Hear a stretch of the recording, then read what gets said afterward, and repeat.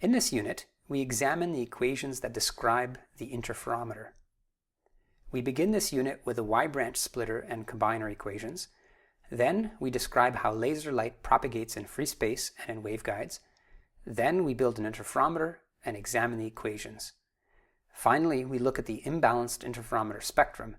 This is the device we are considering in the course project. We describe an ideal Y-branch splitter. We begin with an input intensity II with electric field EI.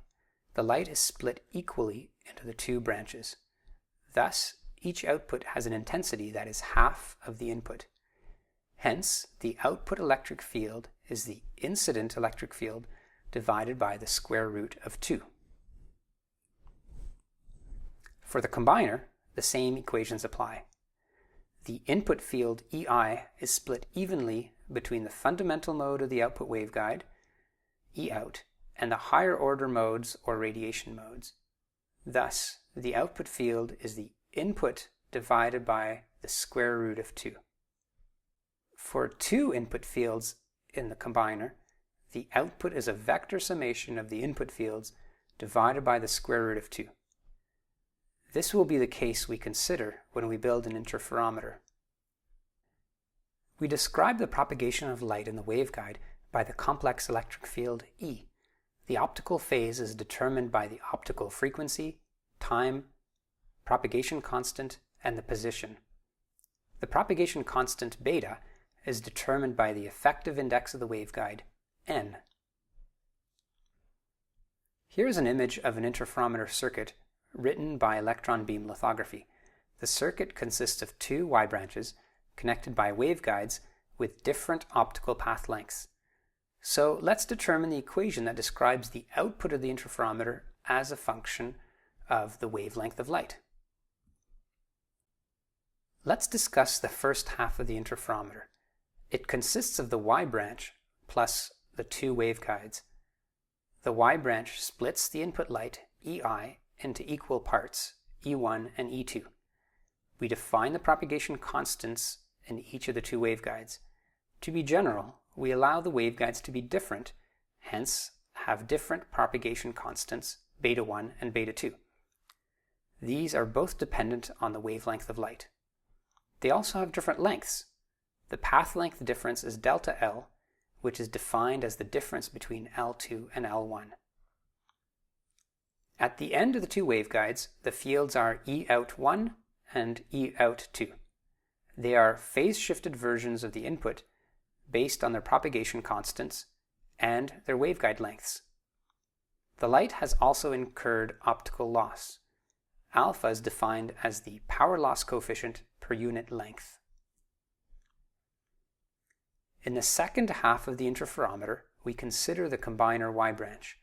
The output field is the vector summation of the two fields divided by the square root of 2. Finally, we can convert the electric fields into intensity by taking the magnitude squared of the fields.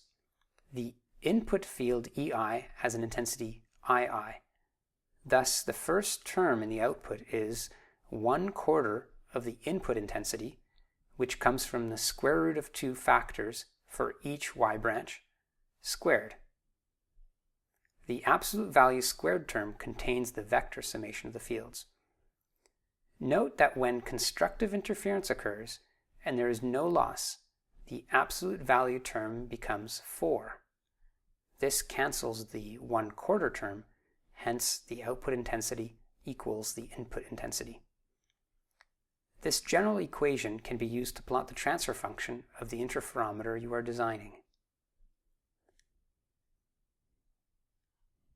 We can simplify the output intensity expression to get further insight into the interferometer operation. For the case when the loss in the waveguides is 0, namely alpha 1 and alpha 2 are 0, the expression can be simplified.